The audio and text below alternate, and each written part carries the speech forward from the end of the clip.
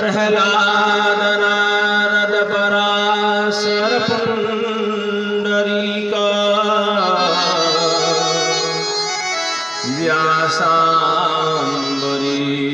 शुक शौनक भीष्मदाल्भ्याम् रुक्माङ्गदार्जुन विभीष्ट विभीषणादीन्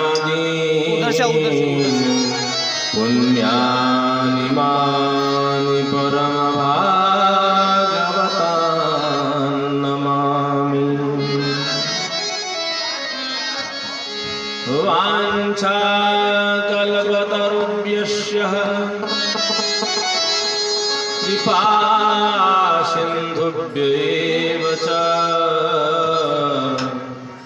पतितानां पावनेभ्यो वैष्णवेभ्यो नमो नमः।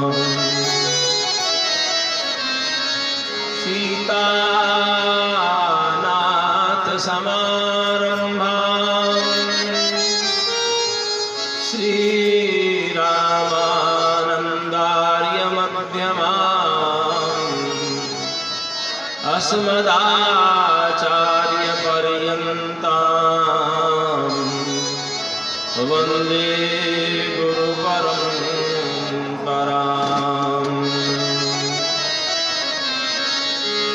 भक्ति भगवन्त गुरु चतुर्नाम वपुएक, इनके पद वंदन किए नाथ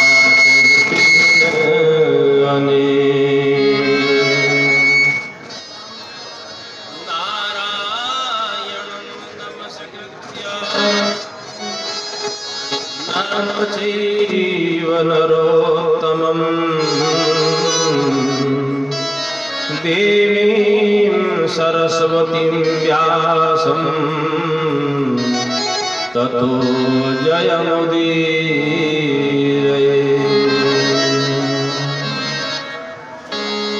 ध्येयं सदा परिभवग्नमभीष्टदोहम् तीर्थास्पदं शिवविरञ्चिनुतं शरण्यं प्रकृत्यारतिहं प्रणतपालभवाब्धिपोतं वन्दे महापुरुष ते चरणारविन्दम्।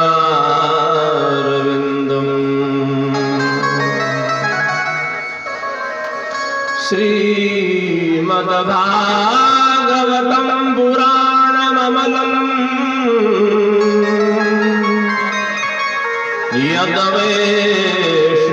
यद्वैष्णवानां धनम् यस्मिन् पारमहंसमेवममलम् ज्ञानं परं गीयते तत्र ज्ञानविरागभक्तिसहितं नैष्कर्म्यमाविष्कृतं तत्श्रवन् प्रपठन् विचारणपरो भक्त्या विमोच्यै नमः।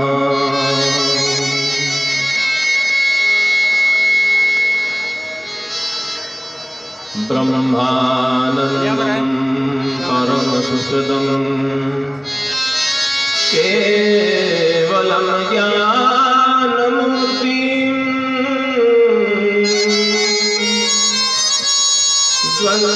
द्वन्द्वातीतं सकलसदृशं तत्त्वमस्यादिलक्ष्यम् एकं नित्यं विमलमचलं सर्वदा साक्षिभूतं भावातीतं त्रिगुणरहितं सद्गुरुं तं नमामि। बोली गंगा मैया की जय, यमुना मैया की जय, सरस्वती मैया की जय, प्रयागराज तीर्थराजेश्वर की जय।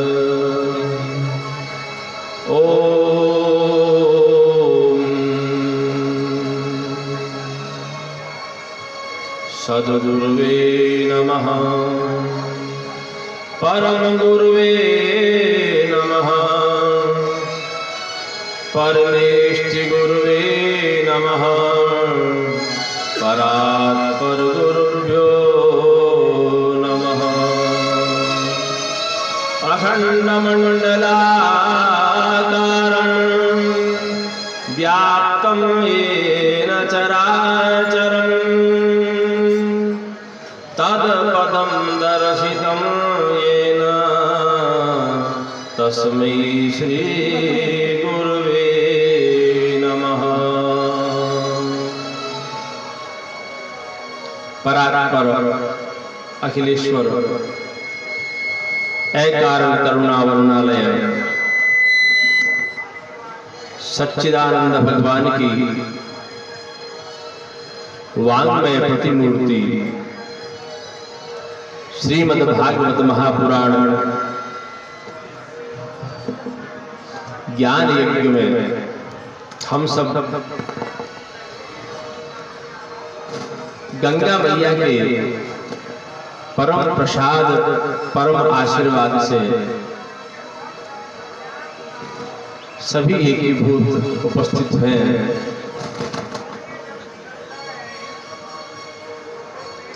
भाग्योदयेन बहुजन्म समर्जितेन जन्म जन्मांतर का एक मात्र एक जन्म का नहीं, जन्म जन्मांतर का जब भाग्य उदय होता है तब श्रीमद् भागवत कथा पुराण के अंदर मन में रुचि पैदा होती है और कथा श्रवण का सौभाग्य प्राप्त होता है। हम घर में कथा करते हैं,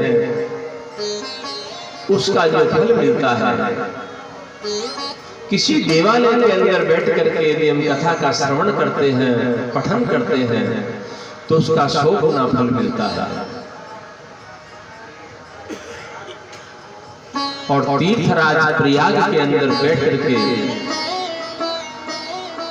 ऐसे सद्गुरुदेव भगवान के श्री चरणों में जिनके चरण कमल की रज प्राप्त करके आदमी धन्य हो जाता है, ऐसे अकारण करुणावरुणालय हमारे सद्गुरुदेव महामंडलेश्वर श्री श्री 1008 श्री सद्गुरुदेव भगवान श्री प्रेमदास जी महाराज के इस आश्रम कुटीर के अंदर चित्रकूट से पधारे हुए महंत श्री गोविंददास जी महाराज के श्री चरणों में बैठ करके इस कथा का रसास्वादन प्राप्त करने का सौभाग्य हमें मिला।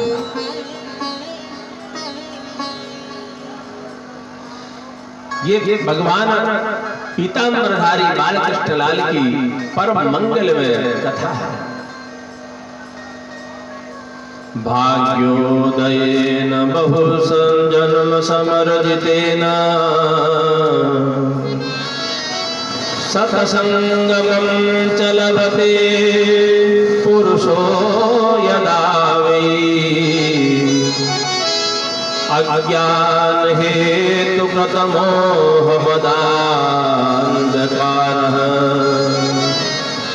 नासं विदाहि ततो दयते विवेकः।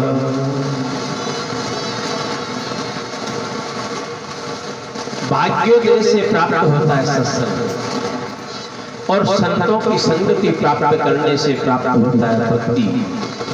और भक्ति ज्ञान वैराग्य की हम इस धारा के अंदर अवगाहन करने के लिए, गोता लगाने के लिए हम सब भगवान के श्री चरणों में बारंबार वंदन करते हुए यहाँ सब उपस्थित हुए हैं।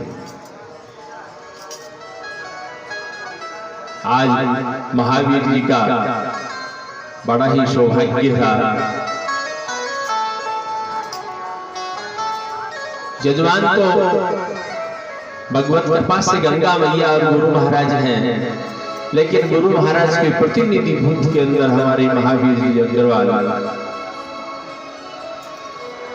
इन्होंने भागवत जी को विराजमान किया है। हमारे जयपुर से पधारे हुए हैं कृष्ण कुमार जी,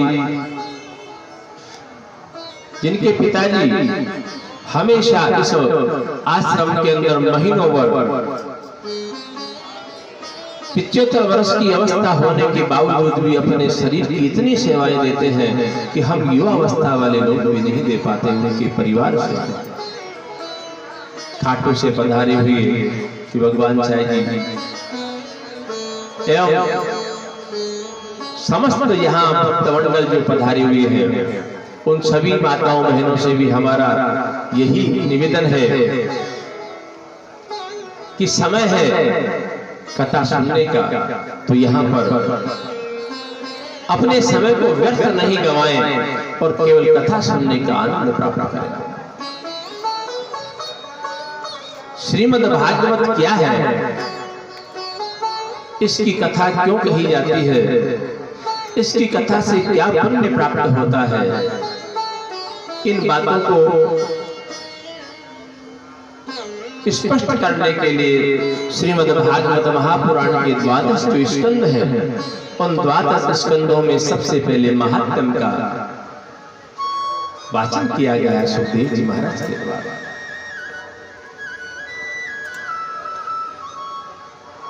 श्रीमद् भागवत महापुराण का महात्म्य शुरू करने के लिए सबसे पहले सच्चिदानंद रूपाय विश्वोत्पत्त्यादि हेतवे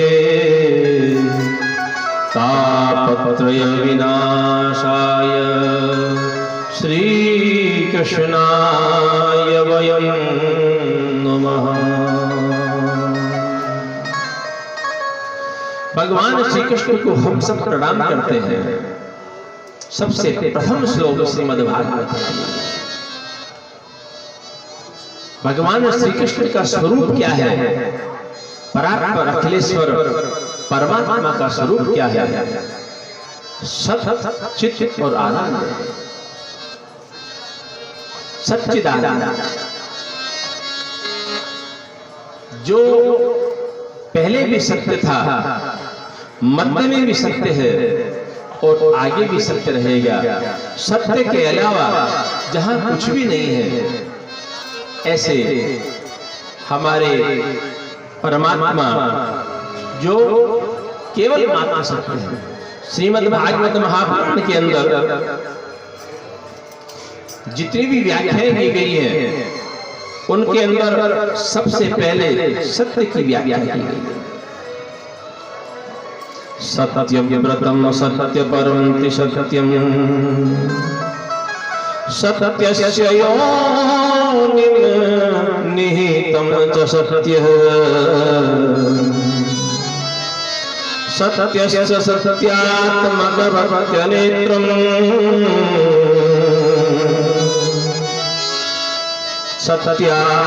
सत्यात्मकज्ञानमयो प्रदीपः।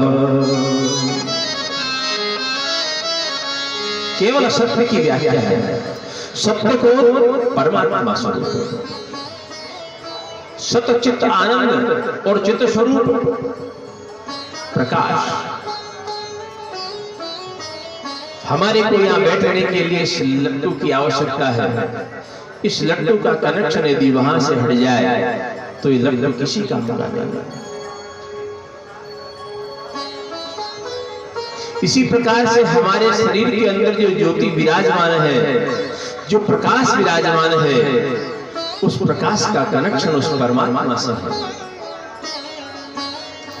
और वो कनेक्शन वहां से जिस दिन हट जाएगा, ये शरीर नहीं, ये सब हो जाएगा। इसलिए जो स्वयं प्रकाशित है, जिसको किसी की प्रकाश की आवश्यकता नहीं है, वह स्वयं परमात्मा प्रकाशित है, प्रकाश स्वरूप। और आनंद, आनंद शब्द का कोई उल्टा होता ही नहीं है। संसार में जितने भी शब्द बने हैं, सबका विलोम शब्द इस संसार में है, लेकिन आनंद का कोई विलोम शब्द नहीं है।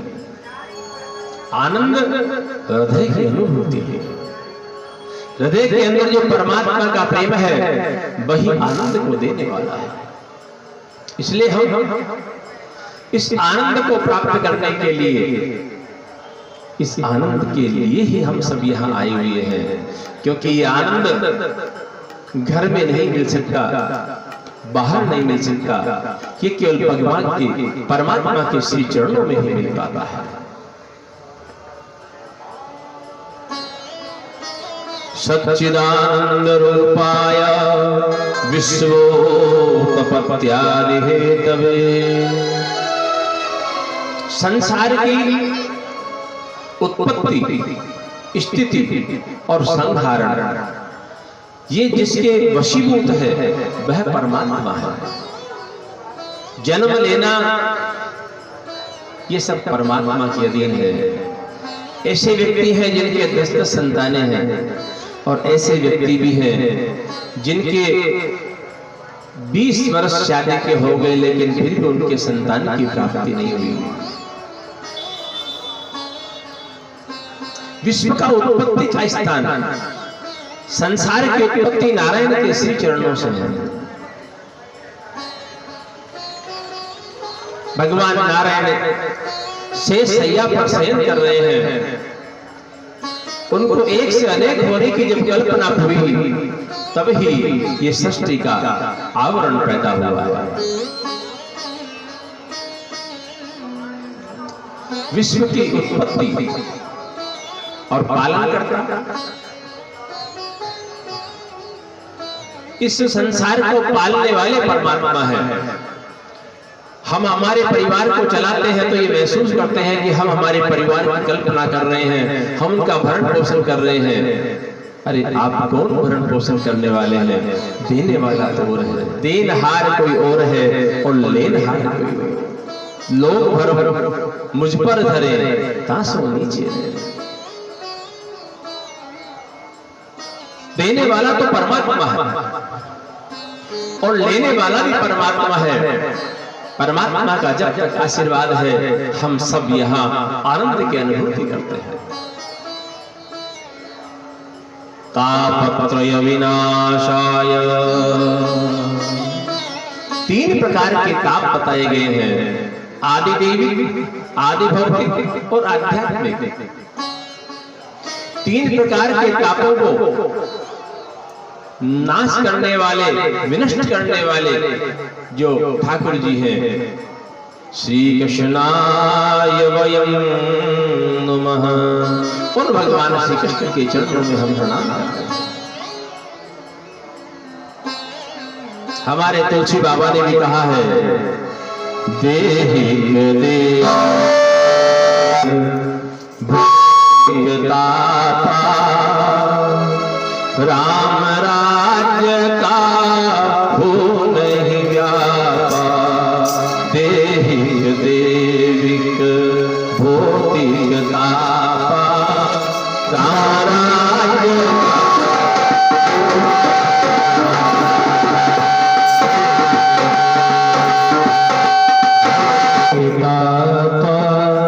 राम राज्य का हो नहीं व्यापा। 3 प्रकार के ताप हैं, आपको नहीं छेड़ना, वो करेंगे व्यवस्था।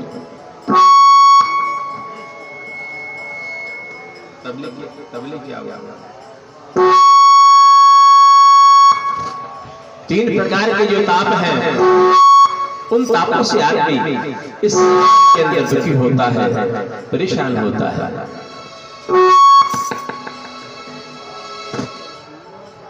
तो भगवान के श्री चरणों का दास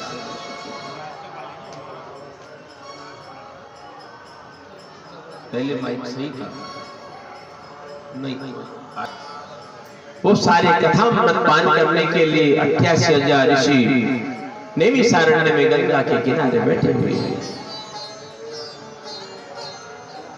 उन सबके अंदर सबसे श्रेष्ठ और ज्येष्ठ श्री सोनक जी महाराज हैं, क्योंकि किसी भी सभा के अंदर एक अध्यक्ष होता है जिसके कारण से उसका कार्य संचालन हो पाता है।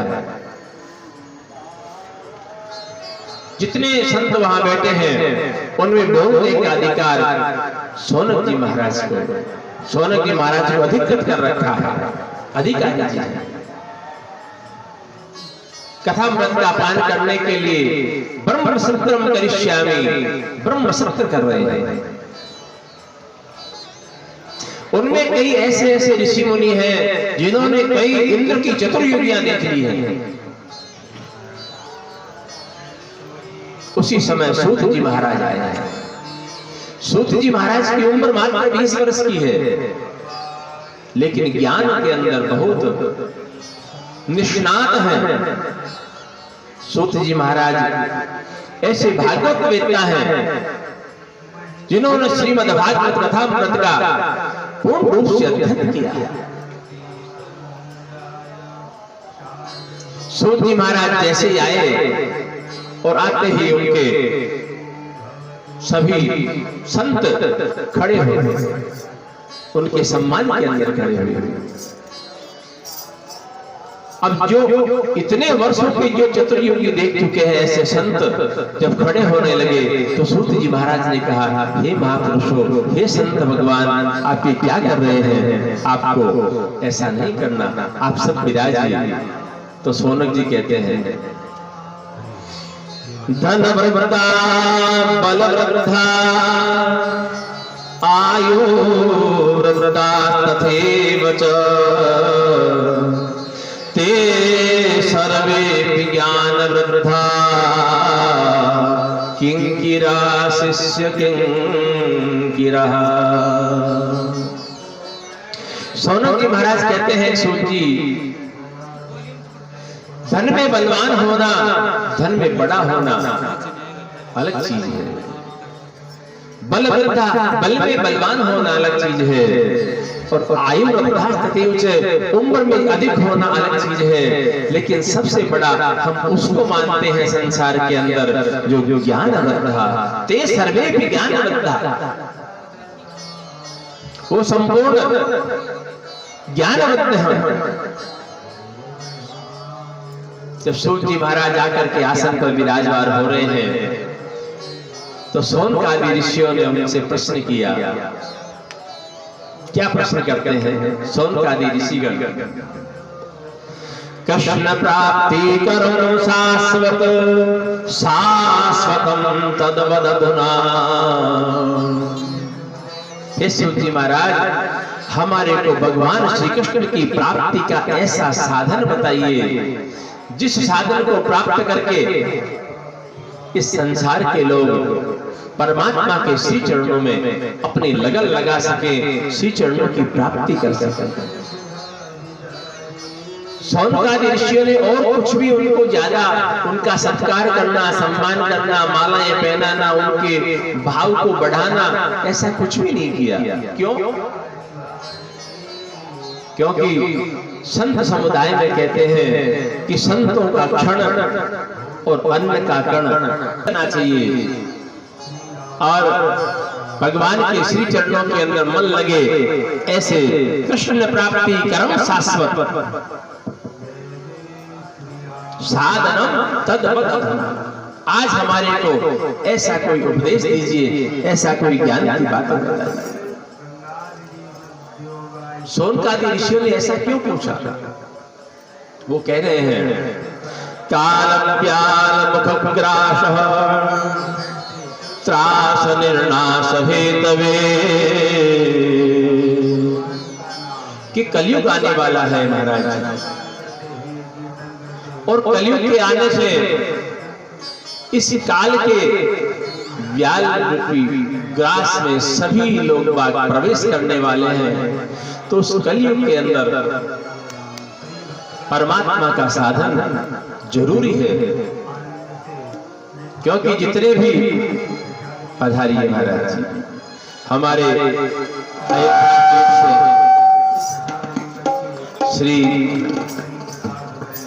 1008 श्री महंत श्री गणेश संतों के आशीर्वाद से ही इस कथा के अंदर रस आस्वादन प्राप्त होगा। जी महाराज विद्वान हैं जिनके कंठ में सरस्वती विराजमान है। हम तो दासानुदास हैं, भगवत चरणार बिंदों में अपनी वाणी से जैसी टूटी फूटी हमारी वाणी है उससे हम निवेदन कर रहे थे। सोनकादि ऋषि सूत जी महाराज को निवेदन कर रहे हैं कि महाराज ये कलयुग आने वाला है और कलयुग के अंदर मानव जीवन को श्रेष्ठ साधन परमात्मा की प्राप्ति का क्या है। एक होती है चिंता और एक होता है चिंतन।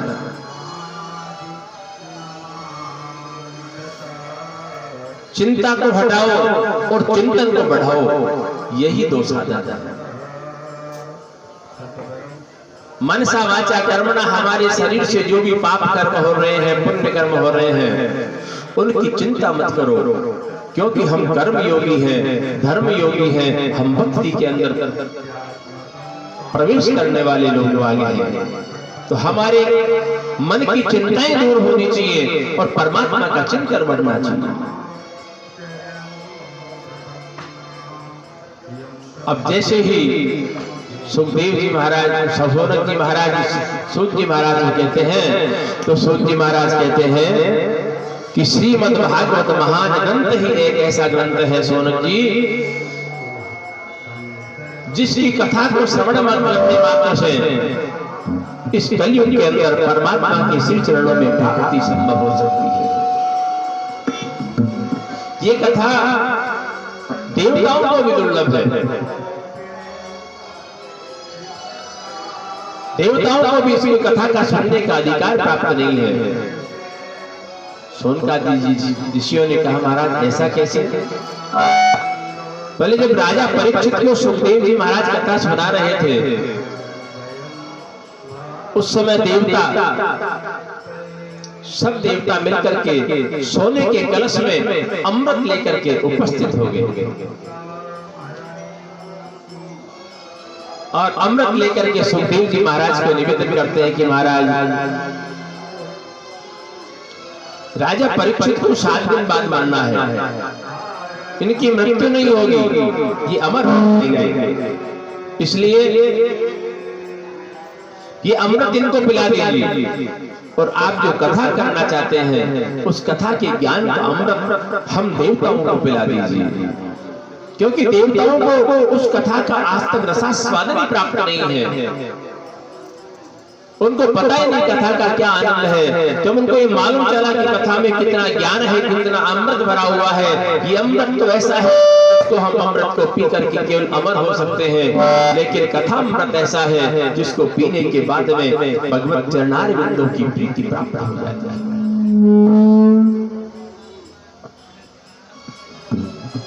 एवं विनिमय जाते सुधाराज्ञा प्रतीयता प्रपाश्यामो वयं सर्वे श्रीमद्भागवतामृतम्।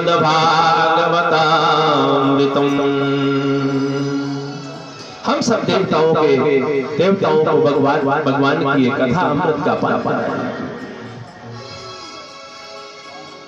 तो राजा परीक्षित ने कहा कि महाराज जो कथा का अमृत हम पीने के लिए बैठे हैं वो कथा का अमृत ही हम पान करेंगे, हम इस अमृत का पान नहीं करना चाहते हैं।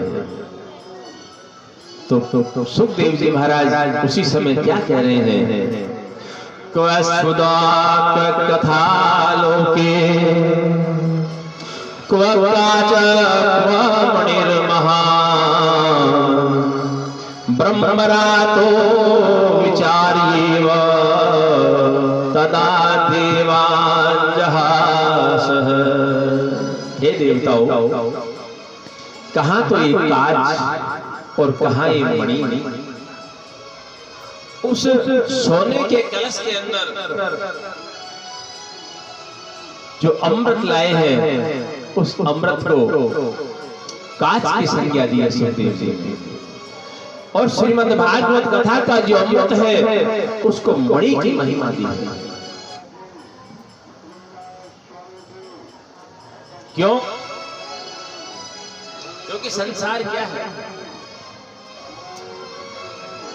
पुनरपि जन्मम पुनरपि मरणम पुनरपि जननी जठरे शयनम। ये शरीर कितनी योनियों के अंदर जाता है, जन्म लेना, मरना, फिर जन्म लेना, इस संसार के चक्र में फंसा हुआ है। इसलिए इस कथा के अमृत को पान करने के लिए इस राजा परीक्षित जैसा श्रोता, राजा परीक्षित संसार के अंदर केवल एक पहले व्यक्ति ऐसे हैं जिन्होंने जन्म बाद में लिया और भगवान श्री कृष्ण के दर्शन कर लिए। ऐसे राजा परीक्षित भैया ऐसे क्या बार-बार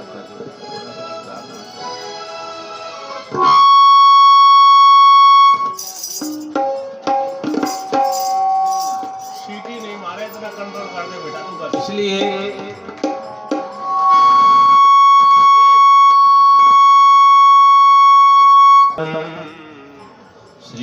श्रीमद्भागवती वार्ता सुराणामपि दुर्लभा। इसलिए सूत जी महाराज कहते हैं सोनक जी को कि सोनकादि ऋषियों, ये कथामृत जो है वो देवताओं को भी दुर्लभ है।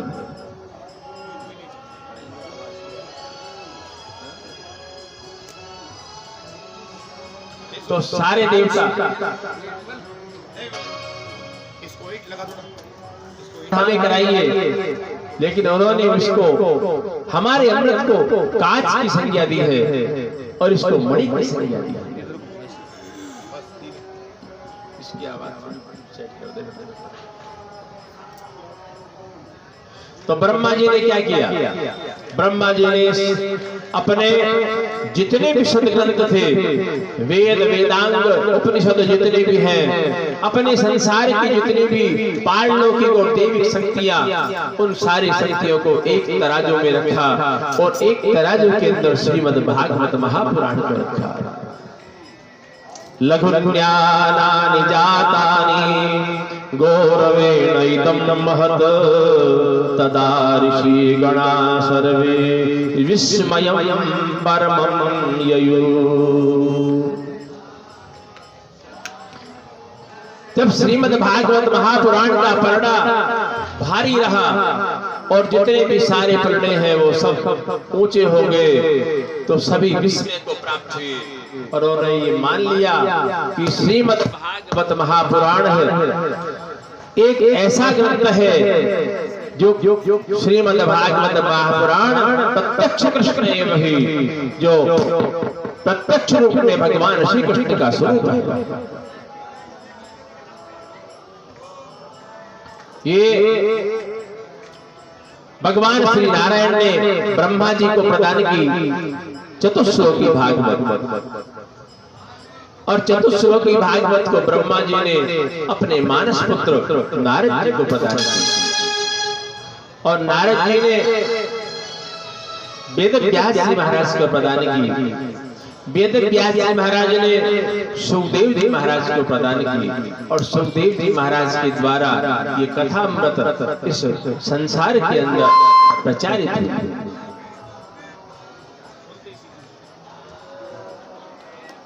शौनकादि ऋषियों ने कहा कि महाराज सुखदेव जी तो कभी गोदोहन मात्रेण, जितने समय में गाय दूही जाती है तब तक ही एक स्थान पर रहते हैं। तो सुखदेव जी महाराज ने राजा परीक्षित को 7 दिन तक कथाएं सुनाई और लगातार कथाएं सुनाई, ये कैसे हो सकता है? और नारद जी महाराज का तो ऐसा है कि नारद जी महाराज तो एक जगह ठहरते ही नहीं है। बोले ये कथा सनत कुमार, सनक सनंदन सनातन और सनत कुमार जो चारों ब्रह्म ऋषि हैं, जो लाखों वर्षों की जिनकी उम्र है, लेकिन केवल मात्र 5 वर्ष की ही दिखते।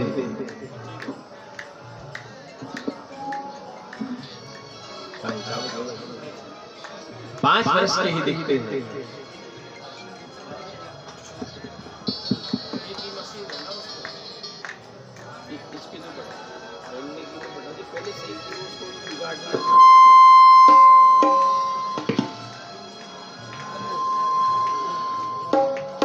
सनक सनंदन सनातन और सनत कुमार चारों ब्रह्म ऋषि बद्रीनाथ धाम के अंदर तपस्या कर रहे हैं, भगवान का गुणगान कर रहे हैं। और वहां नारद जी महाराज आए हैं।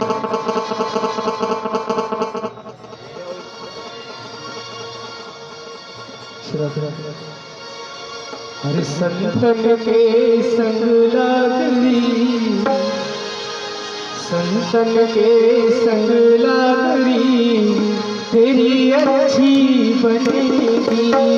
संतन के संग लागरी, तेरी अच्छी बनेगी। अच्छी बनेगी तेरी जिंदगी बनेगी, अच्छी बनेगी तेरी किस्मत लगेगी। तेरी अच्छी बनेगी,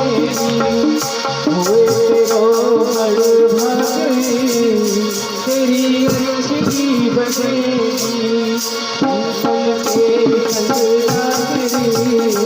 तेरी अच्छी बनेगी।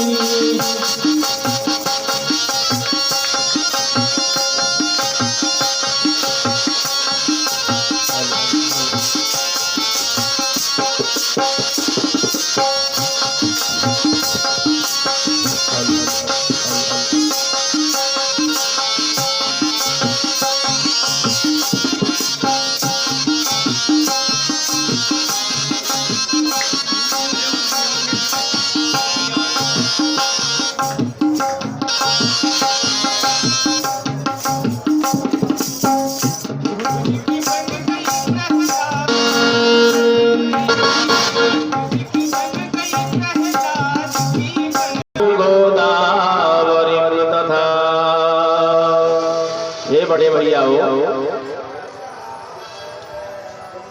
मैं पृथ्वी के अंदर भ्रमण करने के लिए गया था और वहां पुष्कर, प्रयाग, काशी, गोदावरी में जाकर के जब मैं वृंदावन में आया, वृंदावन में आया तो वहां मैंने क्या देखा कि एक तरुणी युवा अवस्था के अंदर है और उनके 2 वृद्ध जो पुरुष हैं वो दोनों वृद्ध अवस्था को प्राप्त हो रहे हैं और तरुणी युवा अवस्था के अंदर है। इस प्रकार देख करके मेरे को चिंता हुई कि ये इस कलयुग का प्रभाव क्या होगा। स्त्री है युवा अवस्था के अंदर। वृंदावन आया तो मैंने ये देखा और मैं जाकर के वापस लौटने लगा तो युवती मुझे कहती है, हे ब्रह्मन, आप मुझे छोड़ के कहां जा रहे हैं? आप जैसे ब्रह्म ऋषि जिसको मिल जाए और मिलने के बाद में उसका उद्धार होना निश्चित ही होता है। आज प्रथम बार आपका दर्शन हुआ है, मुझे वृंदावन के अंदर दर्शन हुआ है। जयति जगति माया यस्य कायाधवास्ते वचन रचन में केवलम चाकलय्या ध्रुवपदमपि यातो यत् कृपातो ध्रुवोऽयं सकल कुशल पात्रं ब्रह्मपुत्रं नतास्मि। हे नारद जी महाराज, आपने कयादु को उपदेश दिया। कयादु को आपने उपदेश दिया तो उसके भक्त प्रहलाद जैसा व्यक्ति उत्पन्न हुआ जिसने संसार के अंदर भक्तों की श्रेणी के अंदर अपना नाम दिया। एक 5 वर्ष की उम्र का बालक ध्रुव जंगल के अंदर चला गया और उसको आपने उपदेश दिया तो ध्रुव जी महाराज आज अचल ध्रुव के पद को प्राप्त कर चुके हैं। आप साक्षात ब्रह्मा जी के मानस पुत्र हैं। ब्रह्मा जी के मानस पुत्र होने के नाते मैं आपसे निवेदन करती हूँ कि मेरी ऊपर कृपा कीजिए। बोले ये कौन है? बोले ये मेरे दोनों पुत्र हैं। तो आपके दोनों पुत्र वृद्ध हैं और इनकी माँ है वो जवान है, ये कैसे हो सकता है? दोनों ने अपनी व्यथा बताई है और व्यथा बताई तो वो भक्ति महारानी कहती है कि मेरा नाम भक्ति है और ये मेरे दोनों पुत्र हैं, ये ज्ञान और वैराग्य है। भक्ति तो सब जगह व्याप्त हो रही है लेकिन ज्ञान किसी में अधूरा है, किसी में कम है, किसी में ज्यादा है। और वैराग्य किसी में क्षण भर के लिए आता है, किसी में कुछ समय के लिए आता है, किसी में 1 दिन के लिए आता है, किसी में 1 महीने के लिए आता है, लेकिन वैराग्य किसी में प्राप्त नहीं होता। ज्ञान और वैराग्य की प्राप्ति नहीं है।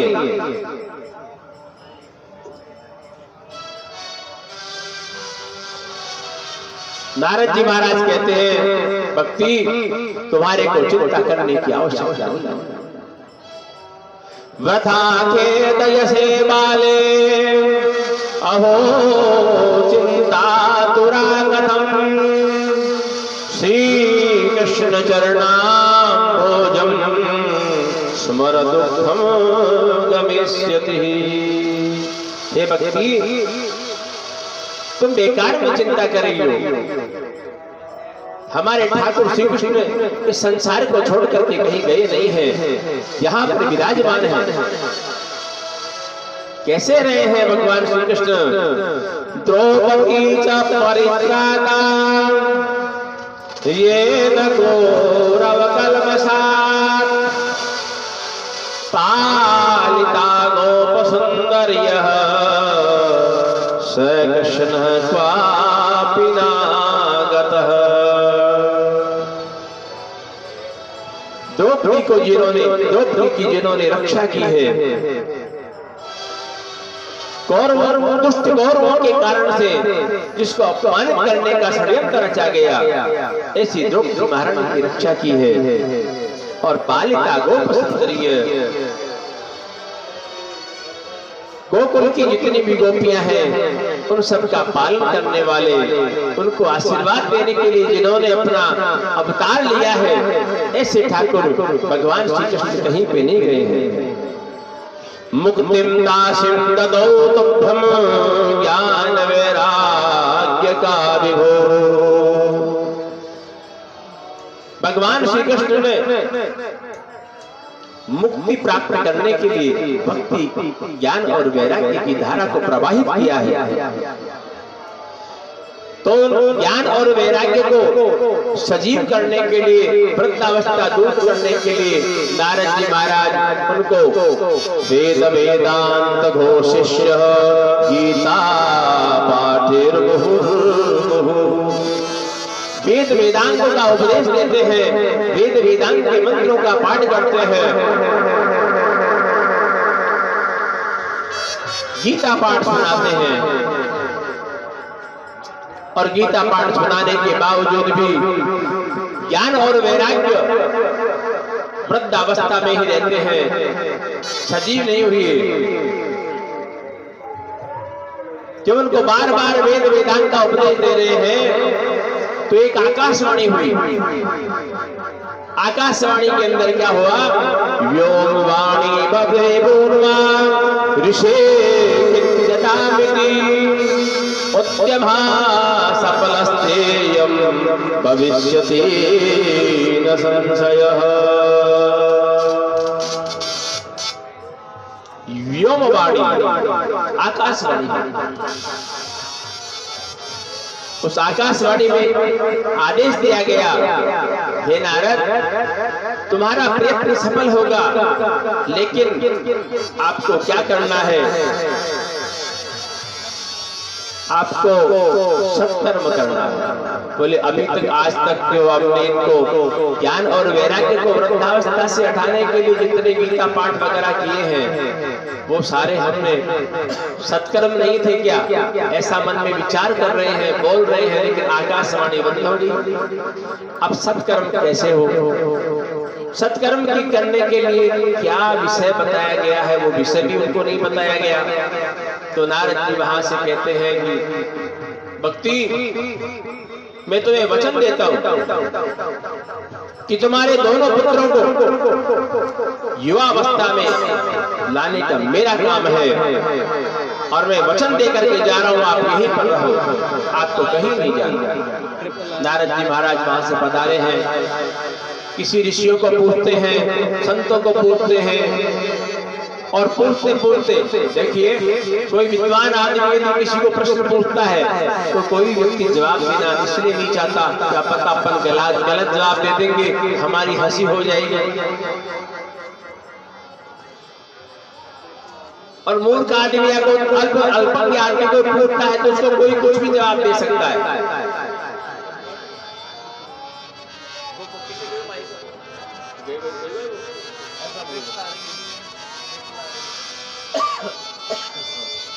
ट्रेपर को कम करो, इसको सादा कर दो, ट्रेपर को सादा कर दो। तो नारद जी महाराज वहां से प्रस्थान करते हैं, ऋषियों को, मुनियों को, महर्षियों को पूछते पूछते बद्रिकाश्रम में पहुंचते हैं। और बद्रिकाश्रम में जाकर के जब सनत कुमारों से मिलन होता है तब अपनी सारी बात को उन संत कुमारों की एकदा ही विशालायाम चत्वार ऋषियो बलः सतसंगार्थम समायाता दद्दसु तत्र नारदम्।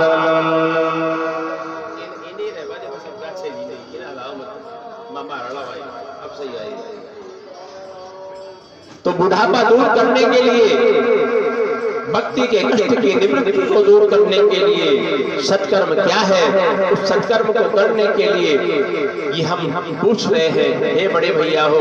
क्योंकि ब्रह्मा जी के जो मानस पुत्र हैं, सनक, सनंदन, सनातन और सनत कुमार, ये प्रथम सबसे पहला प्रथम अवतार।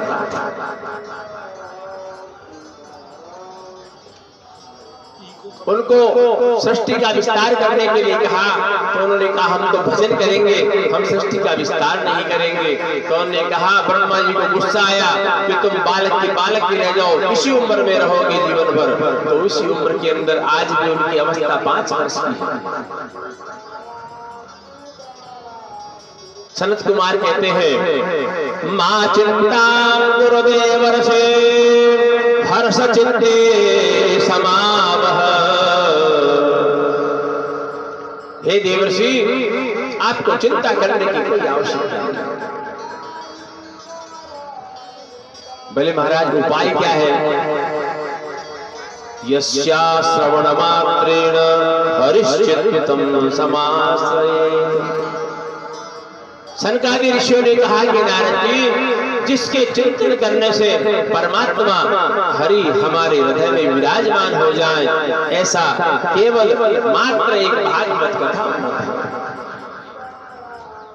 नारद जी ने कहा कि मैंने इतनी सारी बातें सुनाई, वेद सुनाए, वेदांग सुनाए, उपनिषद सुनाए, गीता पाठ सुनाया, गया के अंदर भी मैंने पूजा करवाई, लेकिन इतने सब के बावजूद भी ऐसा नहीं हुआ। ये क्या कारण है? तो भागवत इससे भी बड़ी आ गई क्या? वेदों से भी बड़ी आ गई क्या? तो सनत कुमार जी कहते हैं, नारद जी, एक वृक्ष होता है, वृक्ष के टहनियां होती हैं और टहनियों के अंदर पत्ते आते हैं और पत्तों के अंदर फल आते हैं। वेद वृक्ष का मूल है, उस वृक्ष की टहनियां हैं और टहनियों के पत्ते हैं, पत्तों के आगे जो फल है वो फल है श्रीमद् भागवत।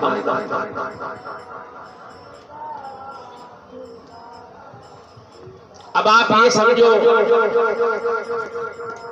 कि यदि हम उस फल को छोड़ करके उस पेड़ की जड़ को काट करके उसमें से रस निकालना चाहें तो रस आ सकता है क्या? महाराज जी, नहीं आ सकता।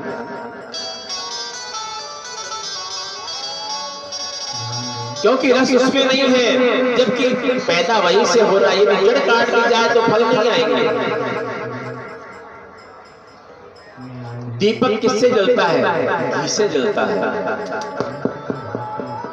दीपक घी से जलता है, लेकिन घी किससे निकलता है? दूध से निकलता है। और यदि हम ये समझें कि दीपक के अंदर घी कम पड़ गया तो हम दूध डाल दें, भाई इसमें भी घी तो है ही, काम हो जाएगा, ऐसा नहीं हो सकता। उदाहरण दिया वृक्ष का, जड़ का और दूध का, घी का उदाहरण दिया है। फिर कहा है एक दूसरी बात आप और सलीम नारद जी, कि गन्ने के रस से शर्करा बनती है, खांड बनती है, गुड़ बनता है।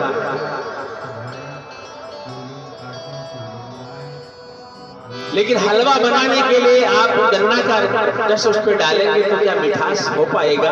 क्या हलवा बन पाएगा? क्या मावे की मिठाई बन पाएगी? जिस प्रकार से गन्ने के रस को शर्करा के रूप में, चीनी के रूप में उत्पन्न किया गया है, जिस प्रकार से दूध में से घी और मक्खन उत्पन्न किया गया है, जिस प्रकार से वृक्ष की जड़ में से एक फल उत्पन्न होता है और फल का रस हम प्राप्त करते हैं, तो वो है श्रीमद् भागवत। श्रीमद् भागवत रूपी ऐसा फल है कि इस फल को प्राप्त करने के लिए बड़े बड़े देवता ऋषि भी परेशान हो जाते हैं, तपस्या करते रहते हैं, लेकिन उनको भी श्रीमद् भागवत कथामृत का पान प्राप्त नहीं होता है। तो महाराज, हम जिसको युवा अवस्था में लाना चाहते हैं वो तो वृंदावन में है, और हम बद्रिकाश्रम में बैठे हैं, तो बद्रिकाश्रम में बैठे बैठे कैसे काम चलेगा? बोले ऐसा है, हरिद्वार में चलते हैं, हरिद्वार में चलते हैं और हरिद्वार के किनारे बैठ करके कथा का पान करते हैं। हरिद्वार का निर्णय क्यों किया गया? क्योंकि यदि बद्रिकाश्रम में कथा होती तो 4 तो कथा कहने वाले होते और नारद जी अकेले सुनने वाले होते। और हरिद्वार में कथा करने से बद्रीनाथ धाम के चारों धाम जो उत्तराखंड के हैं, उनमें हजारों वर्षों से जो ऋषि मुनि तपस्या कर रहे हैं, वो भी कथा सुनने के लिए वहां आ जाएंगे। और मृत्यु लोक के, पृथ्वी लोक के, गंगा नदी के किनारे के पास में जितने भी देवी देवता, संत मानव हैं, वो सब भी वहां कथा सुनने के लिए आ जाएंगे। इसलिए हरिद्वार के अंदर, आनंद वन के अंदर इस कथा का स्थान निश्चित किया गया। व्यास मंच बनाया गया, व्यास मंच बना करके कथा का प्रारंभ किया गया। तो कथा का प्रारंभ करने के पहले 2 मिनट का हम हरि नाम संकीर्तन कर लेते हैं। भगवत आराधना के साथ में हरि नाम संकीर्तन आप सभी करेंगे। फिर हम कथामृत में सनक सनंदन सनातन सनत कुमार ऋषि नारद जी महाराज को कथा सुना रहे हैं। और वहां पर कौन कौन आ गए हैं? प्रगुर्वशिष्ठश्च वनश्च गौतम मेघातिथिर्देवलरादेवरातो रामस्तथा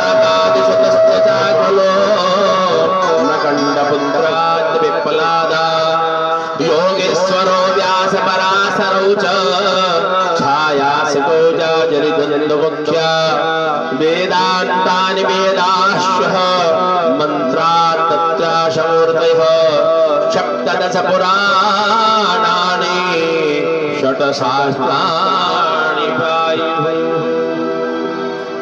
वहां पर कौन आ गए? जैसे सनक सनंदन सनातन संत कुमार ऋषि कथा सुनाना आरंभ करने के लिए जैसे ही विचार हुआ और विचार होते ऋषियों ने अपनी दिव्य दृष्टियों से देख शिष्ट ऋषि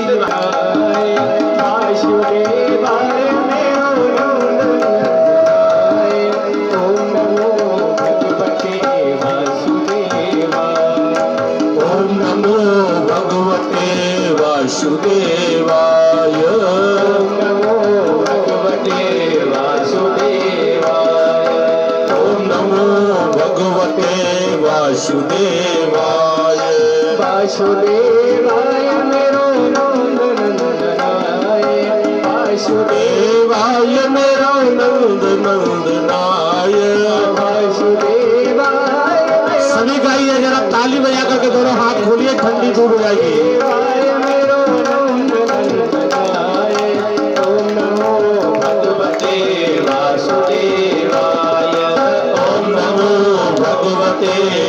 वासुदेवाय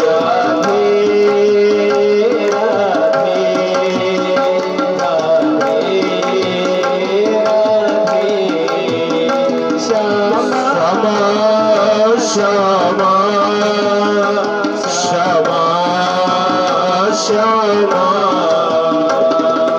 ओम नमो भगवते वासुदेवाय ओम नमो भगवते वासुदेवाय वासुदेवाय मेरा नंद नंदनाय वासुदेवाय मेरो नंदनाय वासुदेवाय मेरा नंद नंदनाय ओम नमो भगवते वासुदेवाय ओम नमो भगवते वासुदेवाय ओम नमो भगवते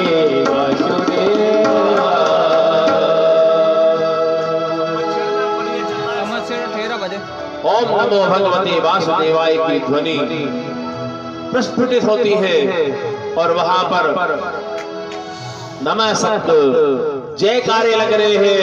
बोले भागवत महापुराण की जय हो। जय शब्द नमः शब्द शंख शब्द तथैव च शंखों की ध्वनि चालू है। कल वृक्ष के पुष्पों की वर्षा हो रही है।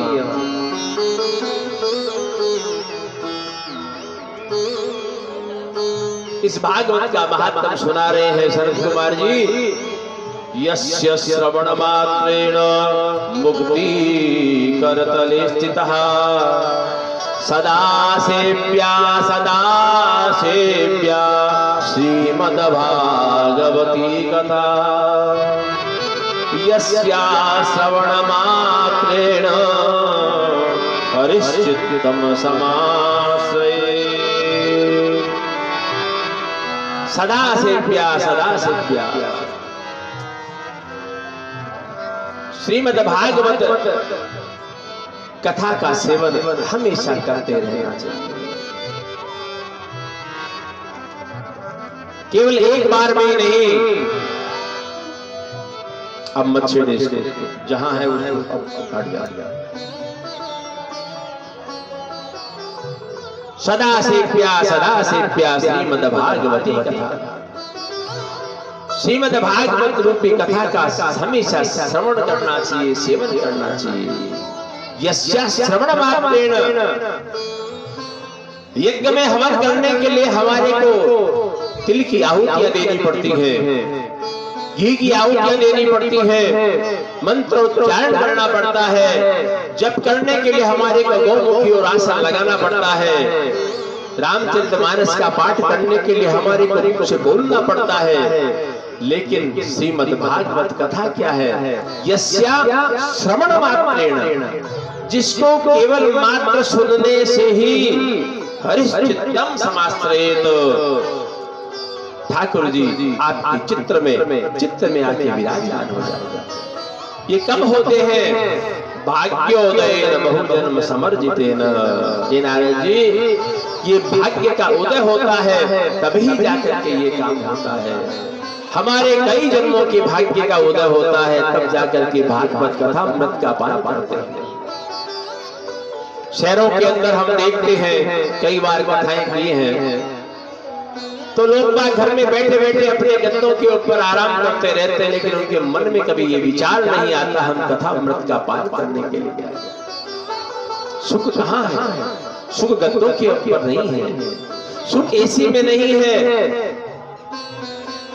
सुख तो वो है जिसके मन के अंदर परमात्मा के प्रति भक्ति प्रकट हो गई है, जो भगवान के श्री चरणों में अपना चित्त लगा लेता है। ये भागवतम शास्त्रम मुक्तिदानेन गर्जति। श्रीमद् भागवत शास्त्र ही एक ऐसा शास्त्र है जो मुक्ति दानेन गर्जति, जो मुक्ति देगी ऐसी गर्जना कर रही है। और ऐसा कोई शास्त्र इस संसार के अंदर नहीं है जिस शास्त्र से मुक्ति प्राप्त हो।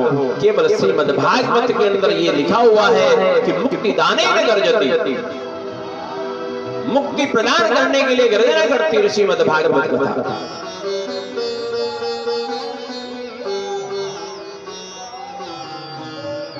कैसे? अश्वमेध सहस्राणि वाजपेय शतानि च। 1000 अश्वमेध यज्ञ करने वाले को और 100 वाजपेय यज्ञ करने वाले को जो पुण्य मिलता है, वह श्रीमद् भागवत कथा को सुनने मात्र से प्राप्त होता है। सुख शास्त्र कथा यास्यः कलाम्नाहंति षोडशी। सुखदेव जी महाराज के द्वारा ये जो कथा अमृत कही गई है, इस कथा की 16वीं कला के बराबर भी ऐसा नहीं है। 1000 इसमें यज्ञ करने वाले को जो पुण्य मिलता है, वह इस भागवत महापुराण के 16वीं अंश की कला के बराबर है। न गंगा न गया काशी पुष्करम च प्रयागम सुख शास्त्र कथा यास्यः फलेन समतानयेत।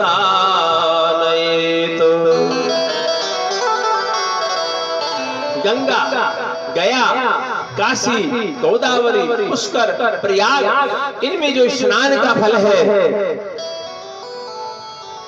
वो केवल मात्र श्रीमद् भागवत कथा को श्रवण करने मात्र से प्राप्त हो जाता है। और इससे क्या क्या नाश होता है?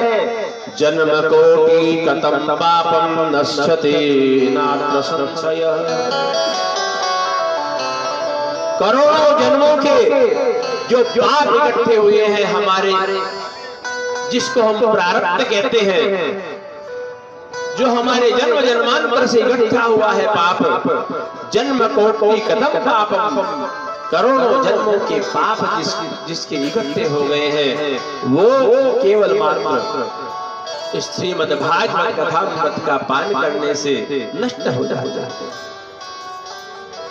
आजन्म मात्रम अप्येन सटेन किंचित् चित्तं विधाय सुखसात् कथा न पीता।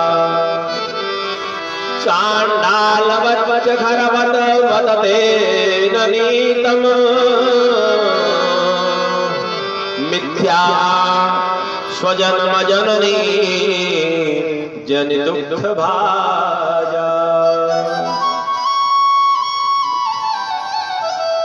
जिसने अपने जीवन में कोई शुभ कर्म कर नहीं किया है, केवल पाप कर्म ही किया है। आजन्म मात्रम अपियेन शठेन किंचित, धूर्तता के वश में आकर के अपने शरीर के द्वारा, मन के द्वारा, वाणी के द्वारा, कर्म के द्वारा जिसने केवल धूर्तता का काम किया है, अत्याचार किया है, अनाचार किया है। चित्तम विधाय सुखसात कथान पीता, अपने चित्त के अंदर लगा करके भगवान के श्री चरणों के अंदर बैठ करके भागवत श्रीमद् भागवत कथा का पान नहीं किया है, वह कैसा है?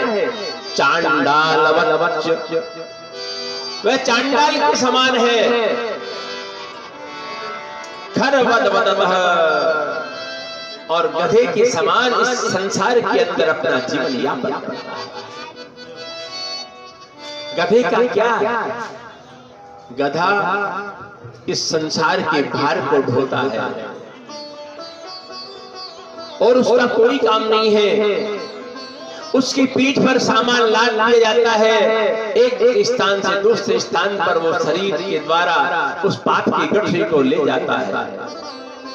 ओ हरि तेरो अजब निरालो काम, हरि तेरो अजब निरालो काम, हरि तेरो अजब निरालो काम,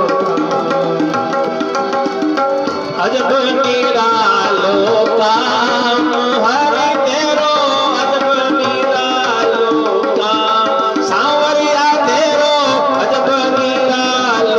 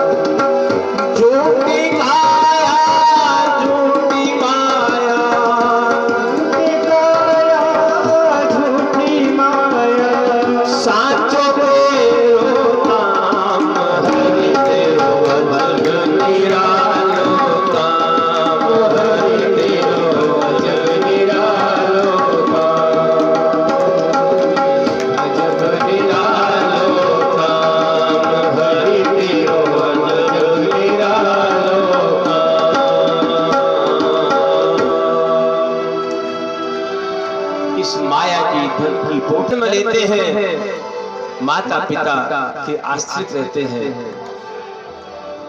युवावस्था में आने के बाद में हम हमारे जीवन को पत्नी को समर्पित कर देते हैं। वृद्धावस्था में क्यों आए थे संसार में? किस लिए आए थे? क्या हमारा जन्म इसीलिए हुआ था?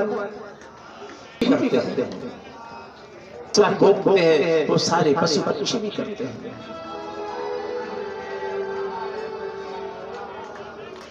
पशु पक्षियों में कितना वैराग्य है, आप देखिए। जब तक एक चिड़ी का बच्चा उड़ने लायक नहीं हो जाता है तब तक उसके माँ और बाप उसकी चोंच में ला ला करके दाना उसके मुंह में डालते हैं। लेकिन थोड़े दिन बाद जब उड़ने वाला हो जाता है तो माँ बाप अपने माया के अंदर खेलते रहते हैं और बच्चा भी उड़ करके कहीं का कहीं चला जाता है। इसलिए संसार के अंदर मैं और मेरा माया और ममता के अंदर जो फंसा हुआ है वही तो संसार है।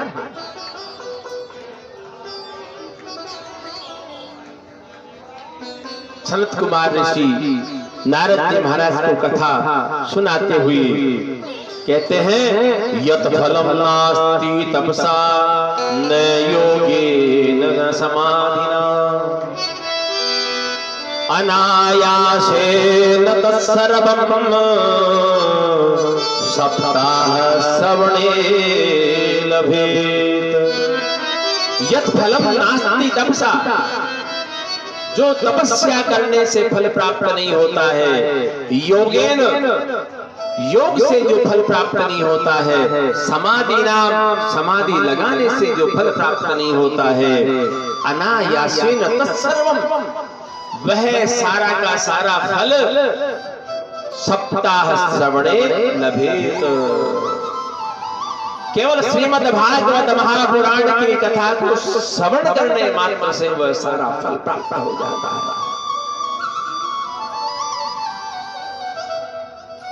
नारद जी ने पूछा महाराज इस श्रीमद् भागवत में इतनी चीजें हैं तो आई कहां से? सनत कुमार जी कहते हैं कि जब उद्धव जी को भागवत के एकादश स्कंध के अंदर उपदेश कर रहे थे हमारे कन्हैया,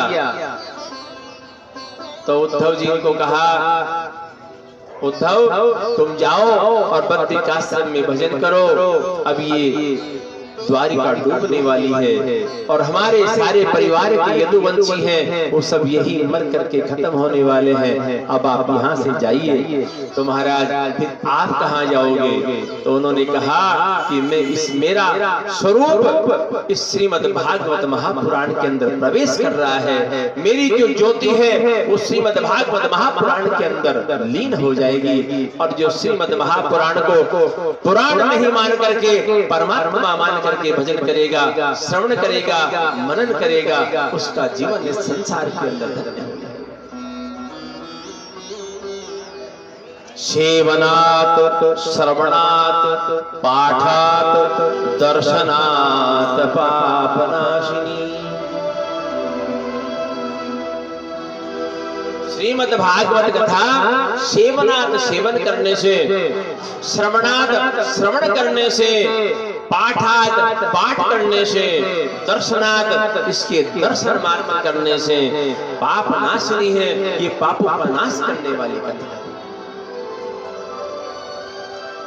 और जब कथा का श्रवण करा रहे थे और कथा का श्रवण करते करते उस ब्रह्मांड के अंदर जब उस कथा का व्यापक स्वरूप पहुंचा तो वृंदावन से भक्ति ज्ञान और वैराग्य वहां से युवा अवस्था को प्राप्त होकर के दौड़ते हुए आते हैं और आकर के नृत्य करने लगते हैं।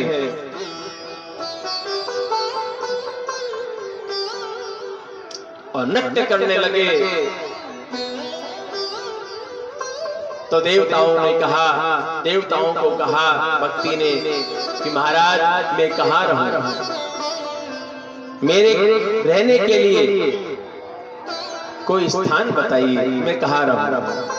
तो भक्ति ने कहा, तो जितने भगवान विष्णु के भक्त आए हुए थे उन सबको कहा कि जो भगवान का चित्त में धारण करते हैं उनके हृदय में विराजमान हो जाओ। सकल भुवन मध्ये निर्धनास्ते विधन्या निवसतिरनिदेशा श्री हरिर्भक्तिरेकः हरिरपि निजलोकं सर्वदा तो विहाय प्रविशतिरनिदेशा भक्ति सूत्रोपनबद्धः। अखिल ब्रह्मांड के अंदर वो सब व्यक्ति निर्धन भी धन्य है जिनके भगवान के भक्ति उनके हृदय में विराजमान है। और ऐसे लोगों के चित्त के अंदर निवसति रति तेषां श्री हरि भक्तिरेका, भगवान की भक्ति उसमें व्याप्त रहती है।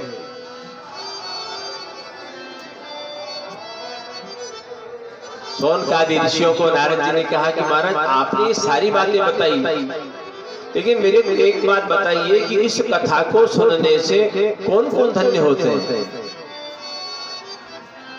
अच्छा, तो सनत कुमार जी कहते हैं ये मानवा पाप कृता सर्वदा सदा दुराचार रता विमार्जगा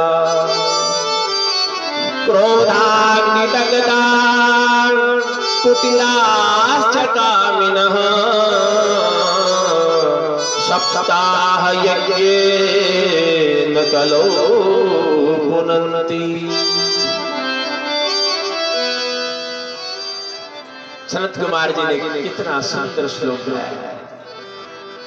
ये मानवः, जो व्यक्ति पाप कृतास्तु सर्वदा, जिन्होंने जीवन में पाप के अलावा कुछ भी काम नहीं किया, सदा दुराचारता, कभी भी अपने जीवन में उन्होंने एक भी सही आचरण शुद्ध आचरण नहीं किया है, पाप कृतास्तु, पापी है, दुराचारी है, अन्यायी है, क्रोधाग्नि दग्धा, क्रोध की अग्नि में दग्ध रहते हैं,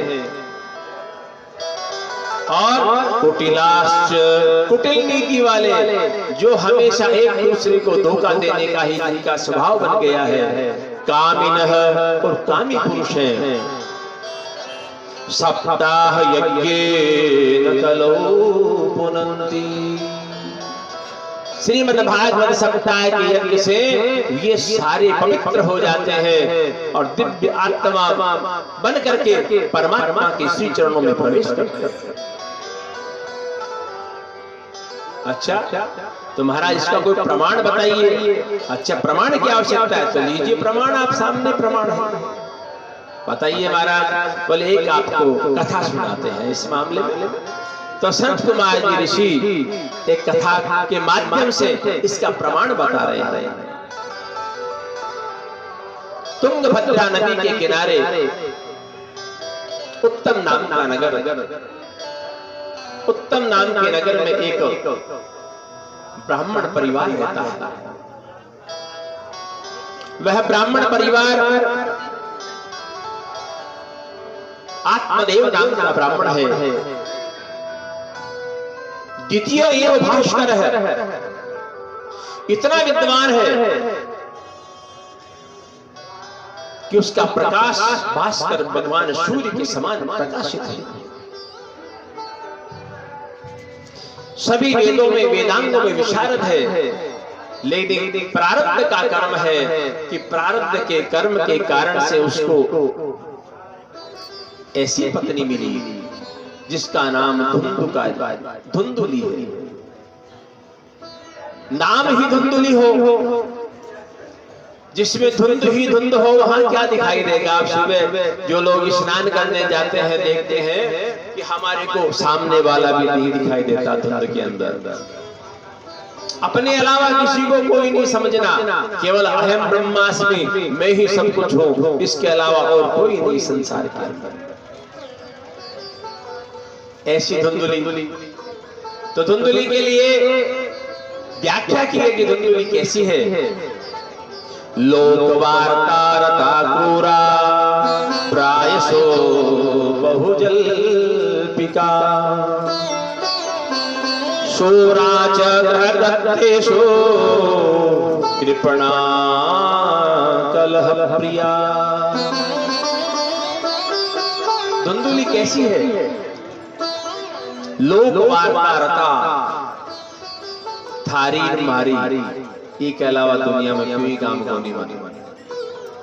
उसकी उसको और उसकी उसको एक दूसरे को भिड़ाना, एक दूसरे की ईर्ष्या द्वेष मोह माया के अंदर फंसे रह करके कलह करना, ईर्ष्या करना, क्रूरा, क्रोधी, और घर के काम के लिए कह दे तो कोई काम नहीं होता, लेकिन बुराई 1000 लोगों की उससे करवा लीजिए, तुरंत कर दो। वो कैसा, अरे साहब वो तो ऐसा, क्या बताएं उसके लिए तो कोई बात। लेकिन परमात्मा को कौन प्रिय है? निर्मल मन सोहि पावा, निर्मल मन सो मोहि पावा, मोहे कपट छल छिन्न भावा, मोह कपट छल छिन्न भावा, निर्मल मन जन सो मोहि पावा, मोह कपट छल छिन्न। निर्मल मन से भगवान की आराधना करते हैं, निर्मल मन से भगवान की आराधना करते हैं। परमात्मा कहते हैं कि मेरे को कपट और छल छिद्र बिल्कुल अच्छा नहीं लगता है। कपट और छल छिद्र करने वाला व्यक्ति मेरे पास नहीं आ सकता।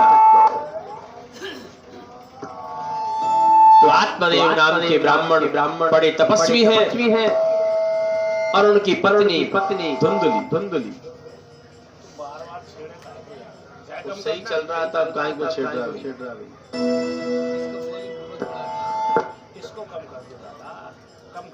अब जो है आत्मदेव नाम के ब्राह्मण की क्या स्थिति है? घर के अंदर गाँव माता है, एक ट्रिपल कम करो आप।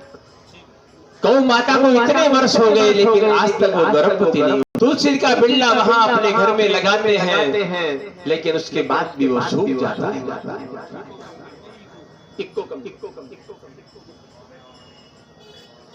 हाँ, इको कम करो। कैसी भगवान की विडंबना है। रिपीट।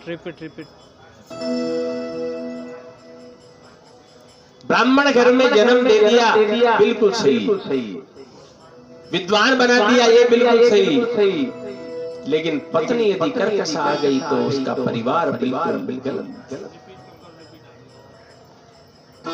और अब पुत्र नहीं हो रहा है, पितरों को तर्पण दिया जाता है तो तर्पण भी भगवान ग्रहण नहीं करते हैं, पितृ देवता भी तब नहीं होते हैं। रिपीट लो, कम कर दे।